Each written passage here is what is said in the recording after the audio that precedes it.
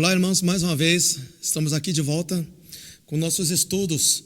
A gente vinha falando sobre os sinais dos fins dos tempos.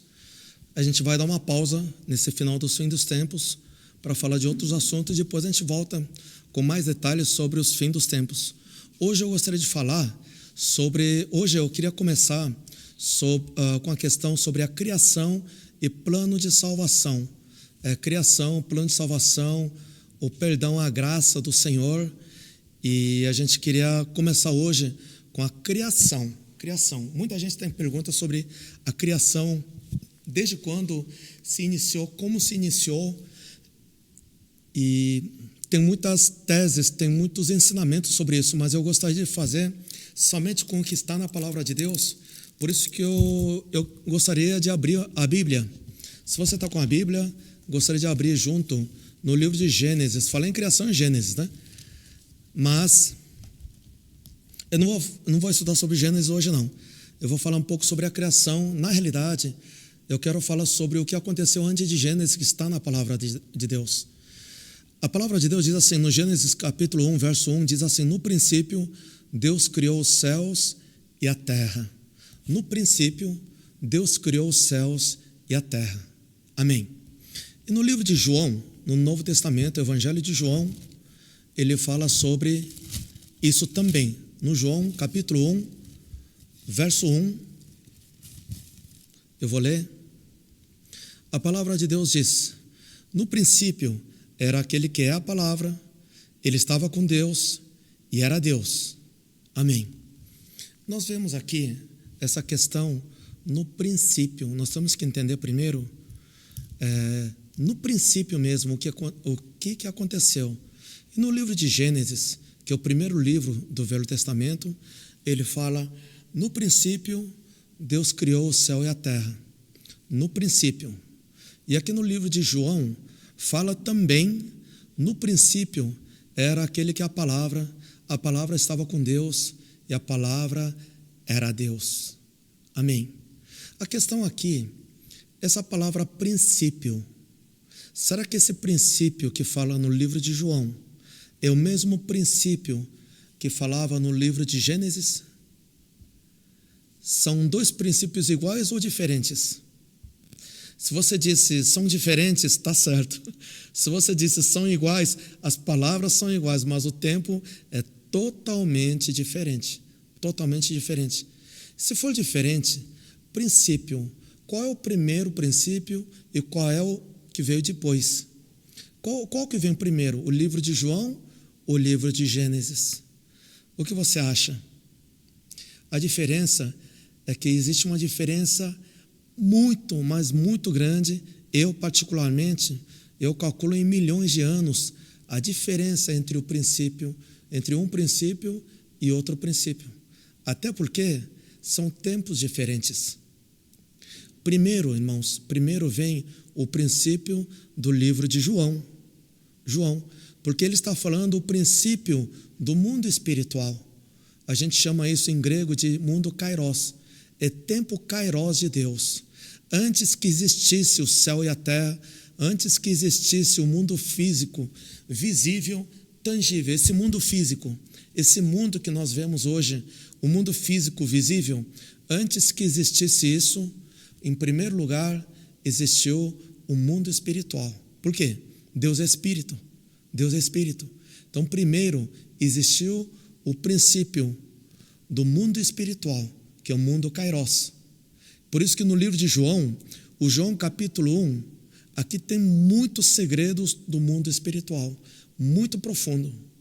E, inclusive isso, depois eu vou mostrar, que eu particularmente, eu acho que, como não havia noção tempo no mundo cronos que nós vivemos hoje, talvez milhões de anos antes de começar a criação do mundo de Gênesis, existiu o mundo espiritual.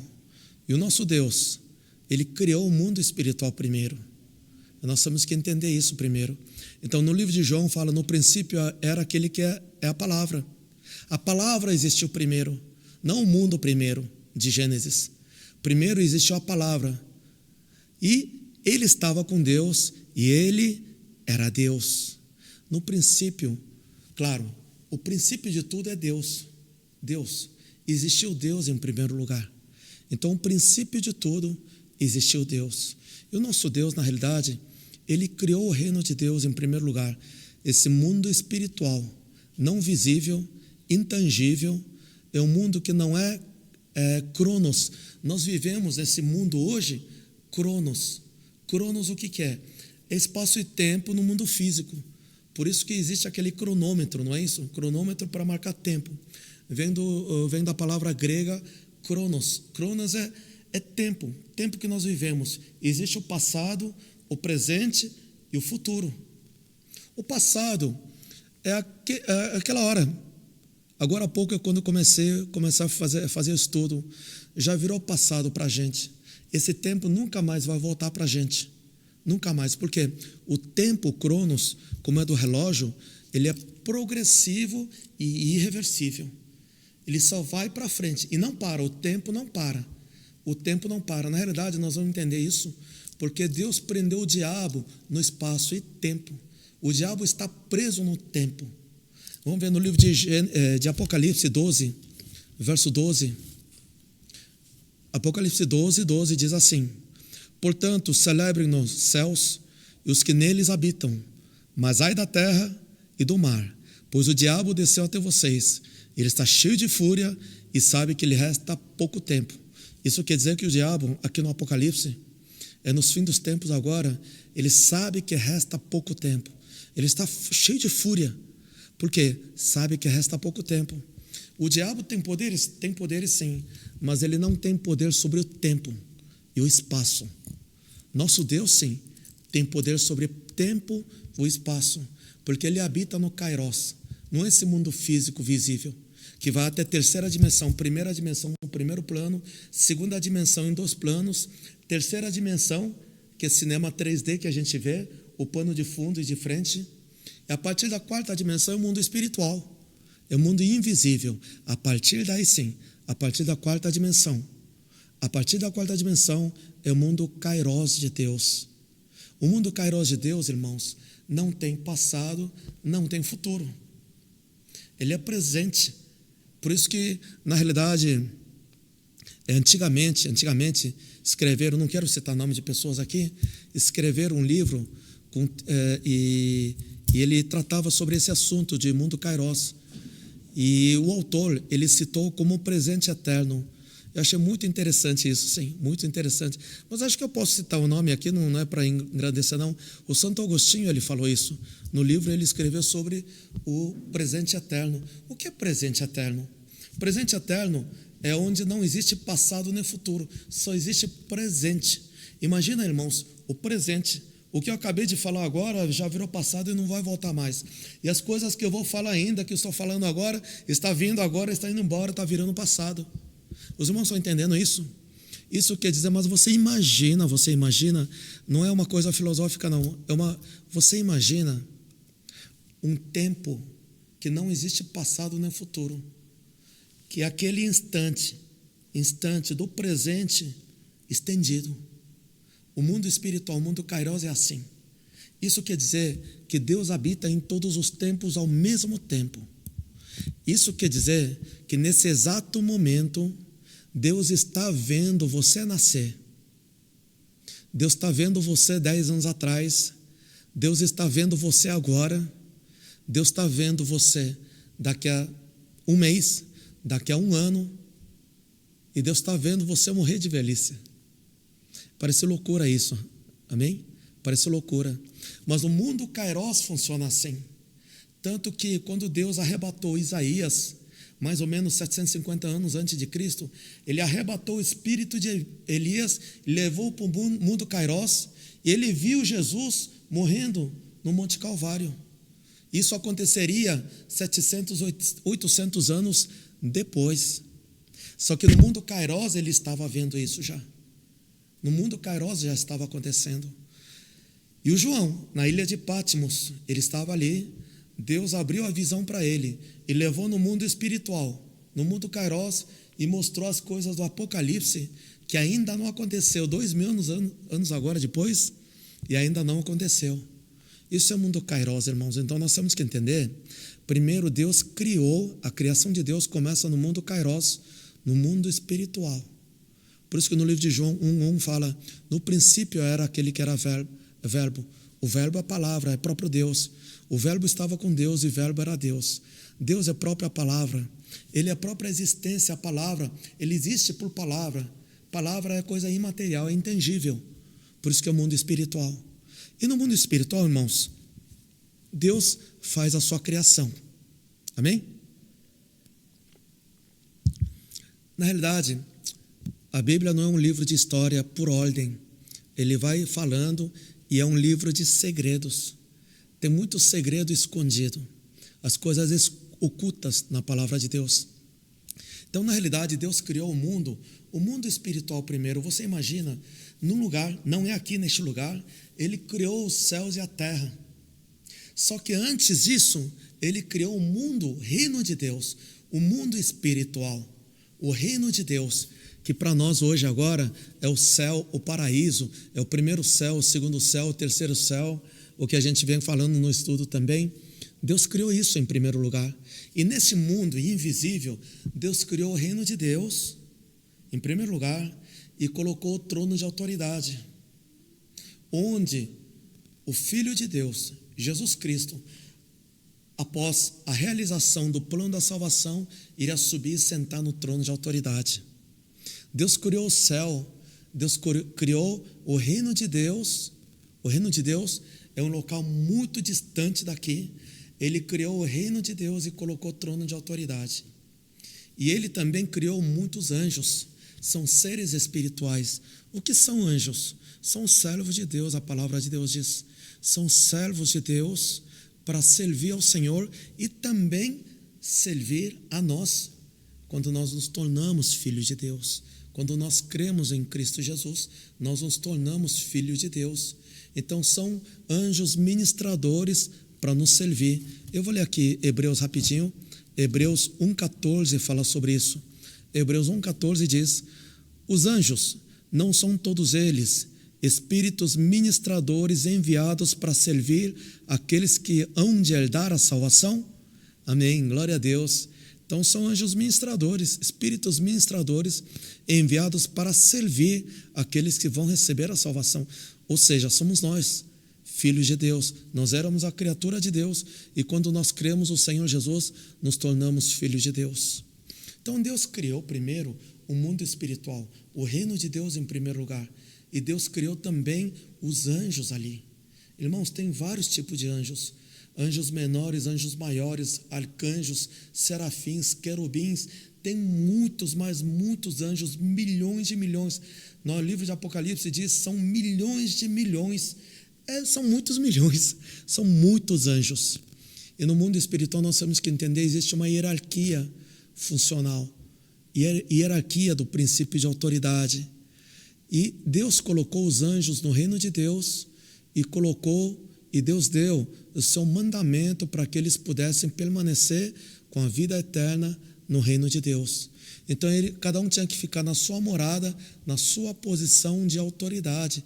Deus criou o mundo e colocou cada um na sua posição de autoridade. E ali havia anjos maiores ainda, anjos maiores, muito maiores, anjos, arcanjos, serafins e querubins. E alguns dos querubins a gente sabe pela Bíblia que tem anjo Gabriel, anjo Miguel e outras escritas paralelas, inclusive na Bíblia católica, aparece no livro que não tem no livro canônico hoje de 66 livros. Existe anjo Rafael, tem outros anjos ali, né? Aparece ali vários anjos ali. Inclusive, entre eles havia também o anjo chamado Luciel, né? Porque o El, na realidade, é pequeno Deus. Por isso que é El Shaddai, Elohim, Gabriel, Miguel, sabe? É tudo El no fim. Então, o Lúcifer era Luciel também, na realidade. Claro, isso não está na palavra de Deus, mas é por revelações e por escritas paralelas. E ali, cada um tinha que conservar sua posição de autoridade. O Gabriel é aquele que traz a boa mensagem, as boas novas. O Miguel é aquele arcanjo, é o querubim, ele é guerreiro, ele é o delegado de polícia. Ele é o guerreiro que mantém a ordem, é o anjo guerreiro. E também havia esse que era um anjo, o Lúcifer, que era o encarregado de adorar o nome de Deus. A função dele era adorar o nome de Deus. Então o que acontece? A palavra de Deus fala, eu vou mostrar tudo isso também, que Deus colocou sua posição de autoridade para cada um, ou seja, cada um no seu quadrado. Só que a gente vê no livro de Isaías, no livro de Ezequiel, que esse que era anjo, que é o Lúcifer, ele queria subir numa mais alta posição, ele queria tomar o lugar mais alto. Vamos ver isso rapidamente no livro de Isaías 14, fala sobre isso. Isaías 14. Tem muita coisa, no Ezequiel também fala sobre isso também, mas Isaías 14 eu vou ler a partir do 12 até 15. Depois dá uma lida também no livro de Ezequiel 28, quando fala sobre rei Tiro, né? Acho que vamos dar uma olhada, acho que dá tempo, sim. Isaías 14 primeiro, 14, verso 12. 14 e 12, diz assim: Como você caiu dos céus, ó estrela da manhã, filho da alvorada, como foi atirado à terra, você que derrubava as nações, você que dizia no seu coração: subirei aos céus, erguerei o meu trono acima das estrelas de Deus, e eu me assentarei no monte da Assembleia, no ponto mais elevado do Monte Santo. Subirei mais alto que as mais altas nuvens, serei como Altíssimo. Mas às profundezas do Sheol você será levado, irá ao fundo do abismo. Amém. Está falando de Lúcifer, não é isso? Ele era arcanjo, ele era um querubim naquela época. Ele era um dos anjos maiores. Vamos ver também no livro de Ezequiel 28. Ezequiel 28, 13 em diante, fala sobre isso também. Eu vou ler a partir do 13, não, 12, a partir de 12, ele está fazendo alusão ao Lúcifer, mas está falando ao rei de Tiro. Rei de Tiro, na realidade, está falando indiretamente ao Lúcifer, na realidade, né? Ezequiel 28, 12 em diante. Filho do homem, erga um lamento a respeito do tiro de Tiro e diga-lhe: assim diz o soberano Senhor, você era modelo da perfeição, cheio de sabedoria e de perfeita beleza. Você estava no Éden, no jardim de Deus.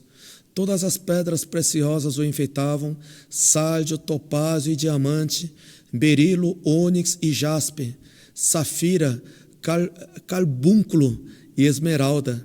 Seus engastes e guarnições eram feitos de ouro. Tudo foi preparado no dia em que você foi criado. Você foi ungido como um querubim guardião, pois para isso eu o designei. Você estava no Monte Santo de Deus e caminhava entre as pedras fulgurantes. Você era inculpável em seus caminhos desde o dia em que foi criado, até que se achou maldade em você. Por meio do seu amplo comércio, você encheu-se de violência e pecou. Por isso, eu o lancei humilhado para longe do monte de Deus e expulsei, ó querubim guardião, do meio das pedras fulgurantes. Aí vai. Aqui mesmo fala que você era um querubim, né? Expulsei, ó querubim guardião. E ele andava sobre as pedras preciosas no monte santo do Senhor. Ele era um dos maiores anjos que haviam no reino de Deus. Só que o que aconteceu? Deus deu o mandamento. Nós temos que entender uma coisa, irmãos.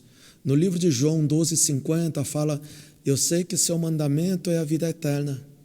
Os anjos são a criação de Deus da mesma forma que a gente, só que ele não tem corpo, mas ele tem alma e espírito. Isso quer dizer o quê? Eles têm alma, eles têm pensamentos, eles têm livre arbítrio de obedecer ou não a palavra de Deus. Existe livre arbítrio. Só não tem corpo igual ao nosso. E também, por isso, só não é chamado filho de Deus, porque eles não foram gerados. Nós, filhos de Deus, nós fomos gerados um por um.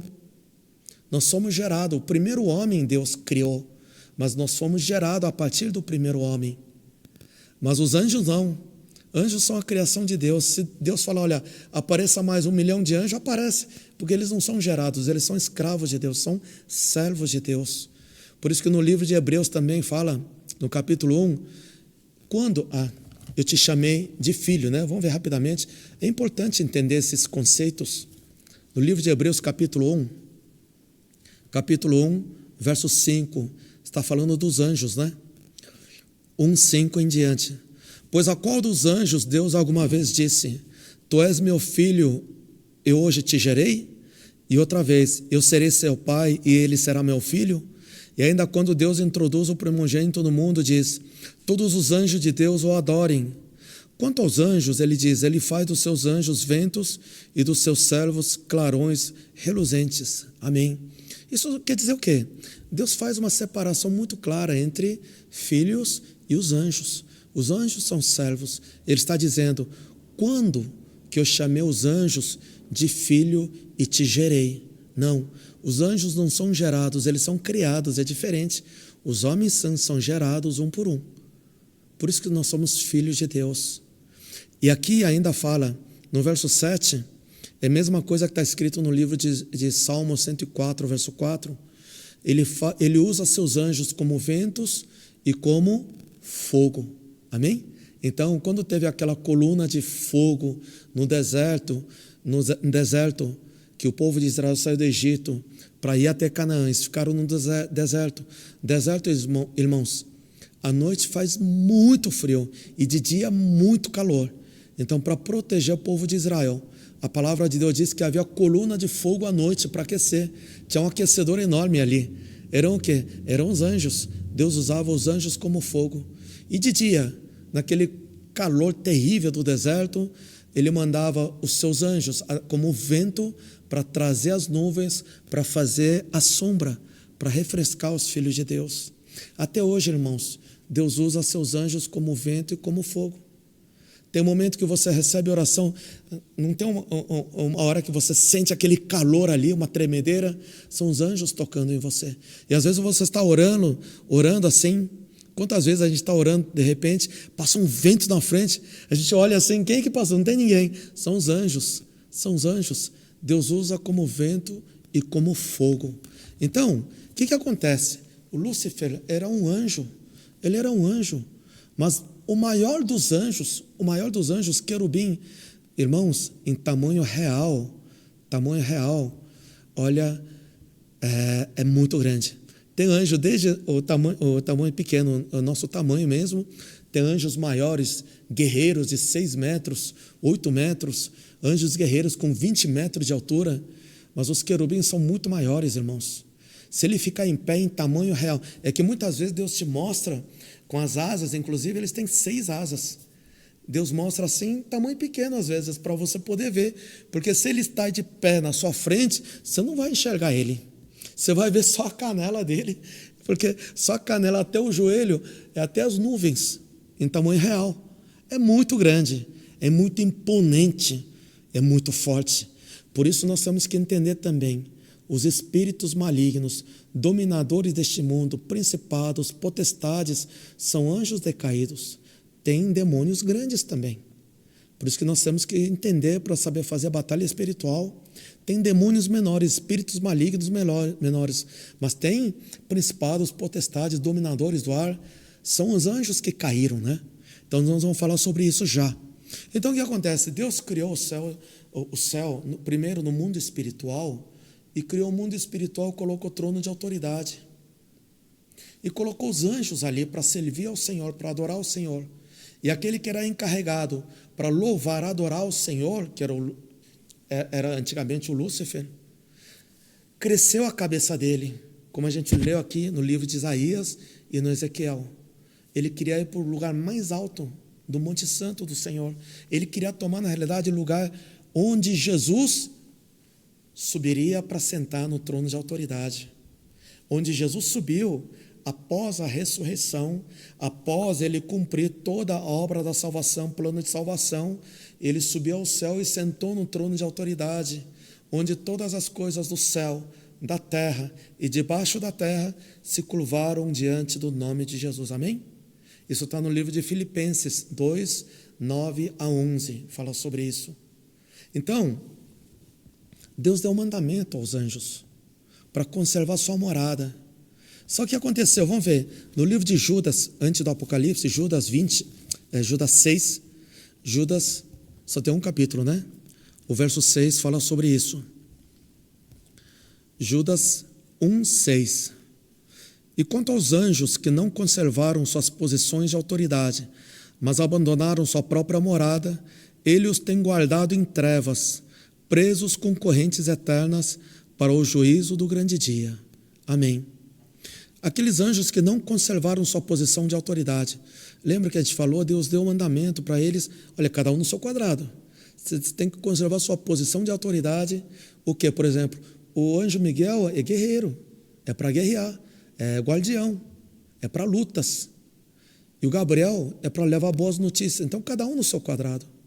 E o Luciel, que se tornou Satanás, o Lucifer, ele era adorador, ele tinha que somente adorar o Senhor. Só que ele saiu da sua posição de autoridade, sua morada. Ele queria o lugar mais alto. Ele queria tomar aquele trono onde Jesus deveria sentar depois que completasse a obra da salvação. Ele já queria sentar e tomar o reino de Deus. Imagina. Então ele usou do livre-arbítrio para tentar tomar o lugar de Jesus, olha só.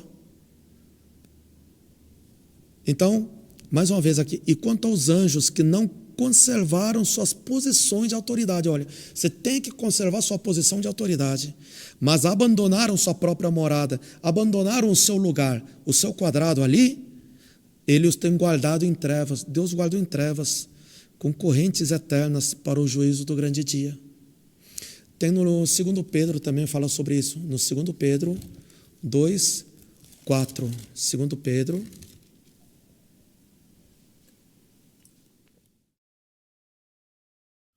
2:4 fala sobre isso. Pois Deus não poupou os anjos que pecaram, mas os lançou no inferno, prendendo-os em abismos tenebrosos, a fim de serem reservados para juízo. Amém. Amém. Aqui está dizendo a mesma coisa. Deus não poupou os anjos que pecaram. Por quê? Eles não obedeceram e não conservaram suas posições de autoridade, sua morada. Então, Deus perdoa seus filhos pela graça do Senhor, porque nós somos filhos. E quando você peca, irmão, você confessa seus pecados, pede perdão, Deus perdoa. Mas Deus não perdoa os anjos. Por que não perdoa? Porque não são filhos, porque são servos. Os anjos não podem errar. E os anjos, desde o início, são todos conhecedores do reino espiritual. Então, eles não podem pecar. Porque se pecar, ele cai. Não tem perdão aos anjos. Somente os filhos têm perdão. Amém? Por isso que a palavra de Deus está dizendo: pois Deus não poupou os anjos que pecaram, mas os lançou no inferno, prendendo-os em abismos tenebrosos, a fim de serem reservados para o juízo. Amém? E quando aconteceu isso na realidade? Lá antes, lá no céu, no reino de Deus, que Deus criou o mundo espiritual e colocou sua posição de autoridade. Deus criou o céu, tudo, colocou o trono de autoridade, os anjos, e cada um no seu quadrado ali. E esse Lucifer, que era o querubim, ele queria algo mais de Deus. Ele queria tomar o lugar do Filho. Olha só o que aconteceu. Só que ele não queria fazer isso sozinho. Ele foi cativando os outros anjos rebeldes. Ele formou um grupo de anjos, um exército de anjos, porque a palavra de Deus fala que ele levou 1/3 dos anjos. E ele criou um motim na realidade. Irmãos, no exército, um motim é um crime imperdoável isso aí. Isso é uma rebelião. Não é só uma rebeldia, desobediência. Ele criou uma rebelião lá no céu antes da criação do mundo. Ele criou no reino de Deus, no mundo espiritual, um motim ali. E queria tomar o lugar de Jesus. Aí o que aconteceu? Será que eles ficaram quietos? O anjo guerreiro Miguel se levantou. Eu falei, o quê? Aí teve uma guerra no céu. Aí o que acontece? no final a gente já sabe tudo, né? Está escrito no livro de Apocalipse, vamos ver, Apocalipse 12 fala sobre isso. Eu vou ler a partir do 7. Apocalipse 12, versos 7 a 9 eu vou ler. Apocalipse 12, 7 em diante diz: houve então uma guerra nos céus. Miguel e seus anjos lutaram contra o dragão, e o dragão e os seus anjos revidaram, mas estes não foram suficientemente fortes e assim perderam o seu lugar nos céus. O grande dragão foi lançado fora. Ele é a antiga serpente chamado Diabo ou Satanás, que engana o mundo todo. Ele e os seus anjos foram lançados à terra. Amém. Glória a Deus. Então houve uma guerra no céu. O Miguel e seus anjos se levantou contra o dragão e começou uma guerra lá no céu. Guerra lá no céu. Claro, o Miguel e seus anjos foram muito mais fortes e conseguiu expulsar o dragão, né? O dragão e seus anjos. Foram lançados aonde? Lançados à terra. É isso que nós temos que entender, irmãos. Onde fica isso? Mas primeiro, aqui fala que o grande dragão, que é a antiga serpente, que é chamado Diabo, Satanás, nós temos que entender isso.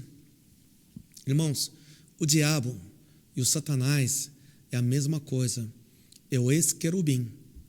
Mas se chama diabo na Bíblia quando ele faz investida contra a pessoa, contra nós, contra pessoas, é chamado diabo. E quando ele se investe contra Deus ou contra a obra de Deus, contra o Espírito Santo, é chamado de Satanás. Amém, irmãos? Então, nós temos que saber essa diferença. Quando o Lúcifer, ele se investe contra nós, se chama diabo. Por isso que na 1 Pedro 5,8, ele diz assim: fique alertas e vigilantes, porque o diabo, ele está ao seu derredor, como um leão que ruge para te devorar, não é isso? Isso, então, quando ele está investindo contra uma pessoa, contra nós, contra uma pessoa, existe a referência na Bíblia, é diabo, porque ele está investindo contra a pessoa. Mas contra a obra do Senhor, contra o Espírito Santo. O Ananias e Safira, eles estavam, na realidade, tentando enganar o Espírito Santo. Por isso que Pedro fala no livro de Atos: você não está querendo nos enganar, você está querendo enganar o Espírito Santo. Então não deixa o Satanás agir em você. Então fala que é Satanás, porque estava agindo contra o Espírito Santo. Amém? Então, mas é o mesmo ser. Por isso que às vezes é bom saber, quando a Bíblia se refere a Satanás, ele está agindo contra a igreja, contra a obra de Deus, contra o próprio Deus. Mas quando ele investe contra a pessoa, aí é o diabo que investe. Então, isso é só tecnicamente para a gente entender. Se você falar: o Satanás me atacou. Não, irmãos, não é Satanás que atacou você, foi o diabo. Mas não é a mesma coisa? É a mesma coisa. Só que você não é Deus, né? Você não é Espírito Santo. Então, se ataca você, é o diabo que ataca você. Se está atacando a sua igreja, é o Satanás que está investindo contra a sua igreja, seu ministério. Mas o Satanás atacou o meu pastor. Não, o diabo atacou a pessoa pastor. Agora, se está atacando, está investindo contra a igreja, o ministério, contra o Espírito Santo, aí é Satanás. São detalhes, é importante. Não tem problema se você errar, mas se você souber, é melhor para fazer a batalha espiritual, ajuda bastante. E aqui esse Lúcifer, que é o diabo, o Satanás, o dragão, inclusive, aqui fala antiga serpente. Por que antiga serpente? Porque quando ele enganou o Adão e a Eva, era a serpente, não é isso? Era a serpente. A serpente enganou. Só que o que aconteceu? Veio o julgamento do Senhor e disse: serpente, agora você vai cair, você vai rastejar no chão e vai se alimentar do pó da terra. O que quer dizer? Isso a gente vai entender já. Eles foram expulsos do reino de Deus, eles caíram aqui na terra. Então, isso quer dizer que o diabo ele vai rastejar pelo chão, porque antes ele andava pelo espaço, isso eu vou explicar já já. E depois ele vai se alimentar do pó da terra, o quê? A serpente não come o pó da terra. O pó da terra somos nós somos feitos de pó da terra. Então, ele se alimenta de nossos pecados, amém? Então, quando a palavra de Deus diz que a serpente se alimenta de pó da terra, ele se alimenta de nossos erros, nossos pecados. Nós somos feitos do pó da terra. Por isso que aquele que era serpente em Gênesis, de tanto se alimentar do pecado da humanidade, no Apocalipse virou dragão. Por isso que no Apocalipse fala que é dragão, é a antiga serpente, é o diabo, é o Satanás. Ele se alimenta, irmãos, toda vez que a gente peca, nós estamos alimentando o diabo. Por isso que o cristão, toda vez que ele vai pecar, ele está alimentando o diabo. Alimentou tanto que virou dragão, aquele que era serpente. Bom, o que acontece? Então o diabo, ele se investiu e quando foi expulso através do anjo Miguel e seus anjos, ele arrastou na sua cauda, né, 1/3 dos anjos, né? Vamos ver aqui no capítulo 12 mesmo de Apocalipse, verso 4. Verso 4. 12:4 diz assim: sua cauda arrastou consigo 1/3 das estrelas do céu, lançando-as na terra. Amém. Ele arrastou 1/3 dos anjos. Irmãos, ele conseguiu investir e convencer 1/3 dos anjos, irmãos. O diabo é tão ousado que ele conseguiu convencer 1/3 dos anjos. Ele conseguiu convencer um dos 12 discípulos de Jesus. Por isso que a palavra de Deus fala, fique atento e vigilante.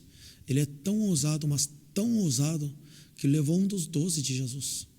E levou 1/3 dos anjos. Então sobrou 2/3, 2 por 1? Sim, mas eu creio que depois Deus cria os anjos. Deus cria os anjos. Se ele quiser criar agora 1 bilhão de anjos, ele cria do nada. Então tem muito anjo do que os demônios, né? Então, na realidade, o que aconteceu?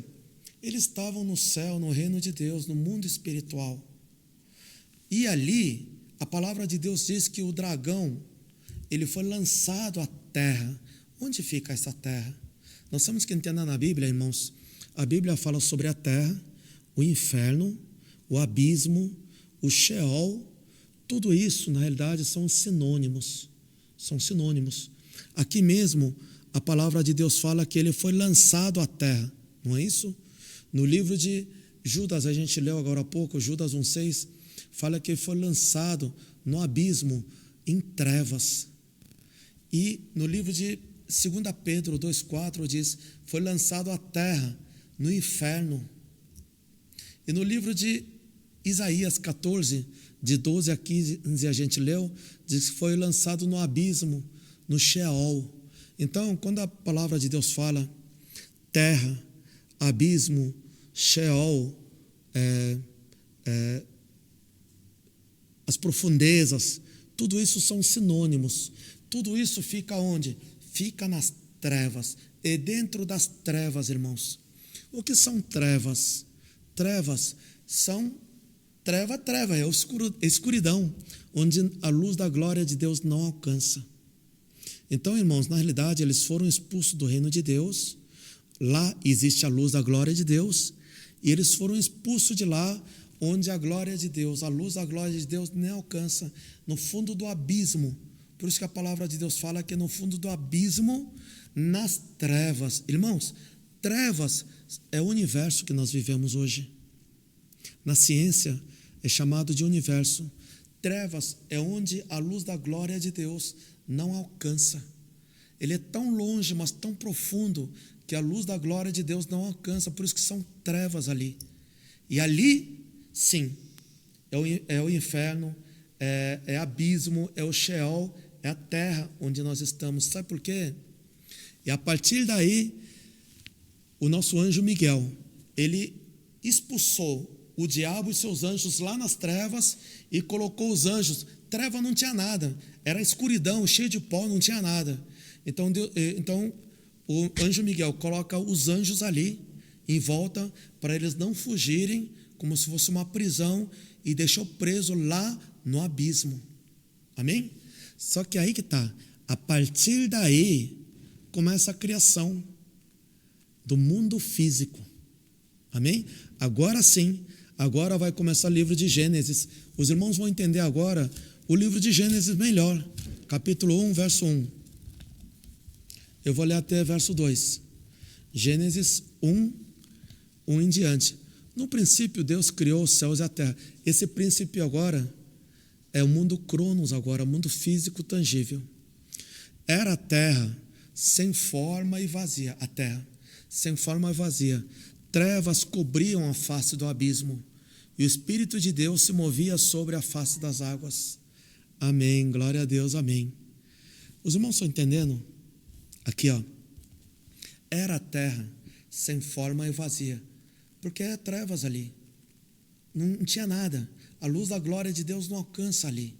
Então era escuridão ali, total escuridão, sem forma, vazia, não tinha nada. Aí estava o quê? Estava o Satanás e seus anjos presos ali, e os anjos prendendo aquela turma toda. A terra era sem forma e vazia. Trevas cobriam a face do abismo. As trevas, a escuridão cobria a face do abismo. E o Espírito de Deus se movia sobre a face das águas. Muitas vezes as pessoas falam que é o Espírito Santo que está movendo. Irmão, ainda o Espírito Santo não havia sido mandado, ainda estava sendo criado o reino de Deus. Estava sido criado o reino de Deus, estava criando o nosso reino aqui, o céu e a terra neste mundo. Então, o Espírito de Deus, o que é o Espírito de Deus? São os anjos. Os anjos estavam cobrindo para que eles não fugissem. Aí sim Deus cria o céu e a terra naquele lugar. Como é trevas, como é escuridão, não tinha luz da glória de Deus, qual é a primeira coisa que Deus faz? Haja luz, né? Haja luz através do sol. Então haja luz nessa escuridão, porque não tinha a luz da glória de Deus. Porque a luz da glória de Deus é no reino de Deus, é um lugar muito distante, que não consegue alcançar. Irmãos, inclusive, cientificamente falando, os irmãos sabem que a terra onde nós vivemos é terra, o globo.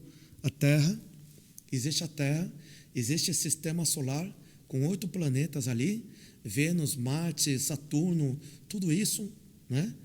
E existe o Sol, ou sistema solar. Nós estamos dentro de um sistema solar, que o mundo ainda não chegou a Marte, Saturno, nem nada, somente a Lua, né? Que através do Apolo 11 diz que chegou à Lua. Tudo bem, a Lua é um satélite da Terra, é um satélite, é muito próximo, mas mais do que isso o homem nunca mais conseguiu. Lua também é curioso, dizem que o homem foi à Lua em 69, né? 40 e tantos anos atrás, 6 anos atrás. Tudo bem, 69 é isso, né? Não, quase 50 anos atrás, 49 anos atrás. Eu não sei por que nunca mais foi, mas tudo bem, isso não vem ao caso agora. Mas o homem nunca chegou em outros planetas, é muito longe. Mas, se você juntar sistema solar, 200 bilhões de sistemas solares, eles se formam uma galáxia no espaço. Uma galáxia. Então, o que é uma galáxia? A galáxia é uma conjunção de mais ou menos 200 bilhões de sistemas solares. E o universo, qual é o tamanho do universo? Irmão, o universo é formado por em torno de 200 bilhões de galáxias. Eu não faço uma ideia do que é isso? É muito grande. Mais uma vez, o universo trevas é formado por 200 bilhões de galáxias, e cada galáxia é formada por 200 bilhões de sistemas solares. É loucura a gente pensar isso. Mas, em relação ao reino de Deus, esse universo é treva, é muito pequeno em relação ao reino de Deus, é muito maior do que isso, inclusive em várias dimensões ali dentro. Isso é o reino de Deus. Então, aí sim, Deus formou o mundo, a criação aparece ali no abismo onde Deus havia prendido os anjos que erraram ali, que pecaram ali. Por isso que num belo dia, Deus chama o Adão e a Eva ali, no jardim de Éden, E de repente aparece o diabo, o Satanás, em forma de serpente para estragar tudo. De onde ele apareceu? De onde ele apareceu? Ele apareceu para estragar a obra de Deus? Não, irmãos. Na realidade, Deus criou o céu e a terra. Essa terra aqui, onde já estavam presos o Satanás, que é o diabo, e os seus anjos, dentro do abismo, nas trevas ali. Por isso que nós estamos aqui no inferno, na realidade. Nós estamos no abismo, nós temos que sair deste lugar. Não dá para sair. O irmão percebe que Deus prendeu o diabo e seus anjos dentro das trevas, no espaço e tempo. Eles não conseguem sair daqui. Quem é que consegue sair daqui? Ninguém. Por isso que Jesus Cristo vem até aqui e diz: eu sou o caminho, a verdade e a vida, e ninguém vem ao Pai senão por mim. Vamos ver rapidamente isso. Quando o nosso Senhor Jesus, ele morreu na cruz, ele foi para onde? Ele morreu numa sexta-feira e ressuscitou domingo. 3 dias, ele ficou aonde? Vamos ver rapidamente no livro de Gênesis 1:18. Gênesis, desculpa, Apocalipse. Não é Gênesis não, é Apocalipse. No livro de Apocalipse 1:18.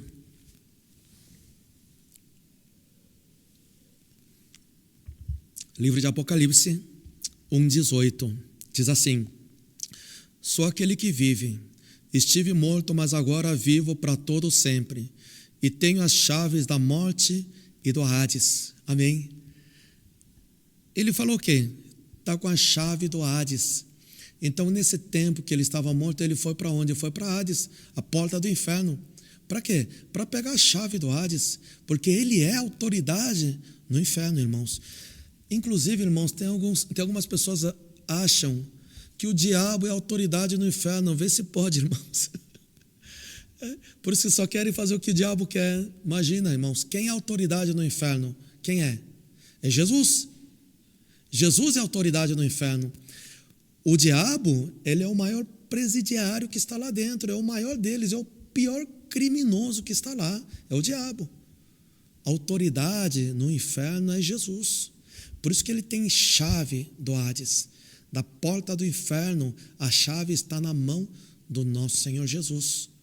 E quando é que ele foi buscar isso? Ele foi buscar quando ele morreu na cruz. Amém? Vamos ver isso no livro de Mateus 12. Mateus 12. Mateus 12, verso 40, mais ou menos. 40. Mateus 12, 40. Mateus 12, 40 diz assim: pois assim como Jonas esteve 3 dias e 3 noites no ventre de um grande peixe, assim o Filho do Homem ficará 3 dias e 3 noites no coração da terra. Amém? Onde fica o abismo? Aqui no coração da terra. Nós estamos no inferno, irmãos. Quando a Bíblia fala terra, é inferno. Por isso que a porta das trevas não prevalecerão contra a igreja, porque aqui nós somos trevas, né?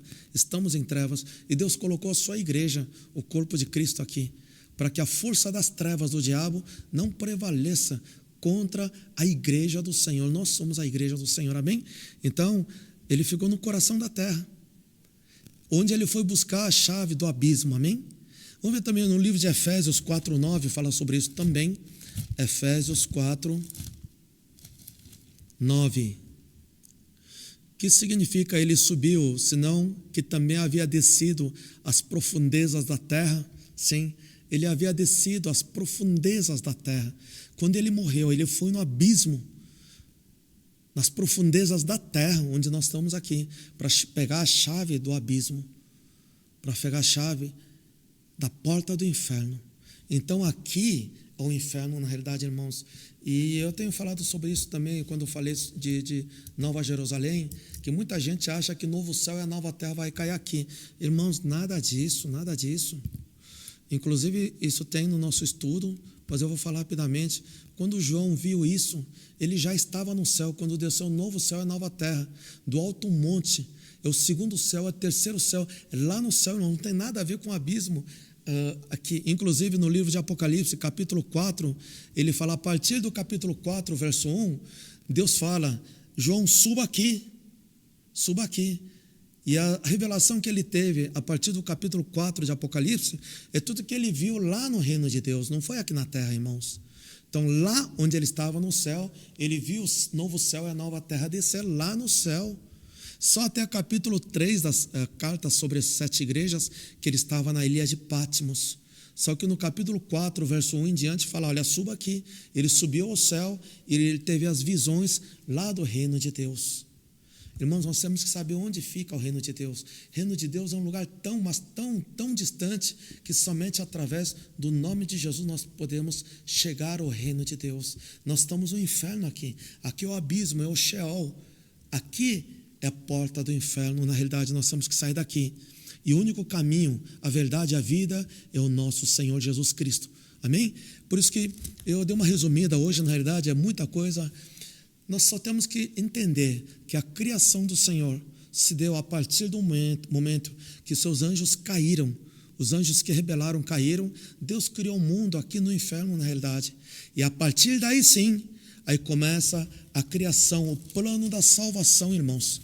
O plano da salvação através de Adão. E a partir daí, o Adão veio, na realidade, para preparar os caminhos do Senhor. A palavra de Deus fala que o Adão é uma figura de Jesus. É uma figura de Jesus que ele veio.